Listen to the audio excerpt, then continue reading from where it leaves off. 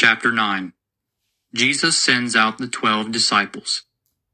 Jesus called the 12 disciples together and gave them power and authority to drive out all demons and to cure diseases. Then he sent them out to preach the kingdom of God and to heal the sick, after saying to them, "Take nothing with you for the trip: no walking stick, no beggar's bag, no food, no money, not even an extra shirt. Wherever you are welcomed, stay in the same house until you leave that town. Wherever people don't welcome you, leave that town and shake the dust off your feet as a warning to them." The disciples left and traveled through all the villages, preaching the good news and healing people everywhere. Herod's confusion.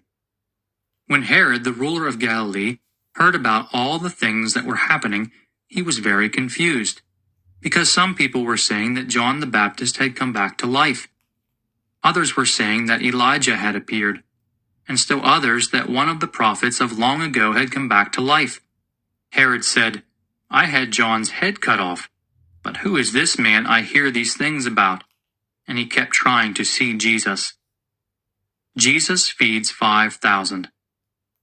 The apostles came back and told Jesus everything they had done.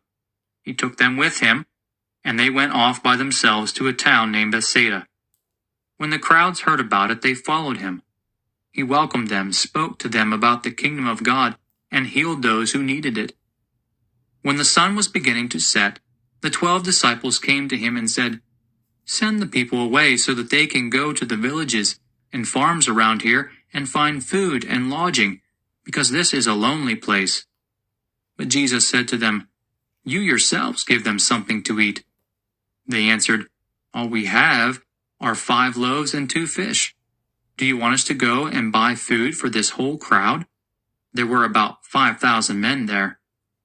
Jesus said to his disciples, "Make the people sit down in groups of about 50 each."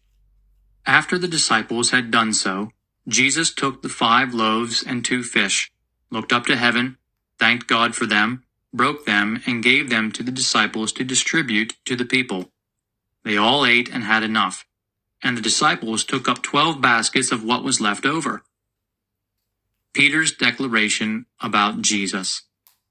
One day when Jesus was praying alone, the disciples came to him. "Who do the crowds say I am?" he asked them. "Some say that you are John the Baptist," they answered. "Others say that you are Elijah, while others say that one of the prophets of long ago has come back to life." "What about you?" he asked them. "Who do you say I am?" Peter answered, "You are God's Messiah." Jesus speaks about his suffering and death. Then Jesus gave them strict orders not to tell this to anyone. He also told them, "The Son of Man must suffer much and be rejected by the elders, the chief priests, and the teachers of the law. He will be put to death, but 3 days later he will be raised to life." And he said to them all, "If you want to come with me, you must forget yourself, take up your cross every day, and follow me. For if you want to save your own life, you will lose it. But if you lose your life for my sake, you will save it. Will you gain anything if you win the whole world, but are yourself lost or defeated? Of course not.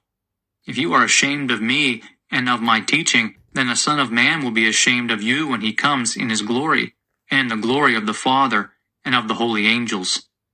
I assure you that there are some here who will not die until they have seen the kingdom of God." The Transfiguration. About a week after he had said these things, Jesus took Peter, John, and James with him and went up a hill to pray. While he was praying, his face changed its appearance, and his clothes became dazzling white. Suddenly 2 men were there talking with him. They were Moses and Elijah, who appeared in heavenly glory and talked with Jesus about the way in which he would soon fulfill God's purpose by dying in Jerusalem. Peter and his companions were sound asleep, but they woke up and saw Jesus' glory and the 2 men who were standing with him. As the men were leaving Jesus, Peter said to him, "Master, how good it is that we are here. We will make 3 tents, one for you, one for Moses, and one for Elijah." He did not really know what he was saying. While he was still speaking, a cloud appeared and covered them with its shadow. And the disciples were afraid as the cloud came over them. A voice said from the cloud, "This is my Son, whom I have chosen. Listen to him." When the voice stopped, there was Jesus all alone. The disciples kept quiet about all this and told no one at that time anything they had seen. Jesus heals a boy with an evil spirit. The next day, Jesus and the 3 disciples went down from the hill, and a large crowd met Jesus. A man shouted from the crowd, "Teacher, I beg you, look at my son, my only son." A spirit attacks him with a sudden shout and throws him into a fit, so that he foams at the mouth. It keeps on hurting him and will hardly let him go. I begged your disciples to drive it out, but they couldn't. Jesus answered, "How unbelieving and wrong you people are! How long must I stay with you? How long do I have to put up with you?" Then he said to the man, "Bring your son here." As the boy was coming, the demon knocked him to the ground and threw him into a fit. Jesus gave a command to the evil spirit, healed the boy, and gave him back to his father. All the people were amazed at the mighty power of God. Jesus speaks again about his death. The people were still marveling at everything Jesus was doing when he said to his disciples, "Don't forget what I am about to tell you. The Son of Man is going to be handed over to the power of human beings." But the disciples did not know what this meant. It had been hidden from them so that they could not understand it, and they were afraid to ask him about the matter. Who is the greatest? An argument broke out among the disciples as to which one of them was the greatest. Jesus knew what they were thinking, so he took a child, stood him by his side, and said to them, "Whoever welcomes this child in my name welcomes me, and whoever welcomes me also welcomes the one who sent me. For the one who is least among you all is the greatest. Whoever is not against you is for you." John spoke up, "Master, we saw a man driving out demons in your name, and we told him to stop because he doesn't belong to our group." "Do not try to stop him," Jesus said to him and to the other disciples, "because whoever is not against you is for you." A Samaritan village refuses to receive Jesus. As the time drew near when Jesus would be taken up to heaven, he made up his mind and set out on his way to Jerusalem. He sent messengers ahead of him who went into a village in Samaria to get everything ready for him. But the people there would not receive him, because it was clear that he was on his way to Jerusalem. When the disciples James and John saw this, they said, "Lord, do you want us to call fire down from heaven to destroy them?" Jesus turned and rebuked them.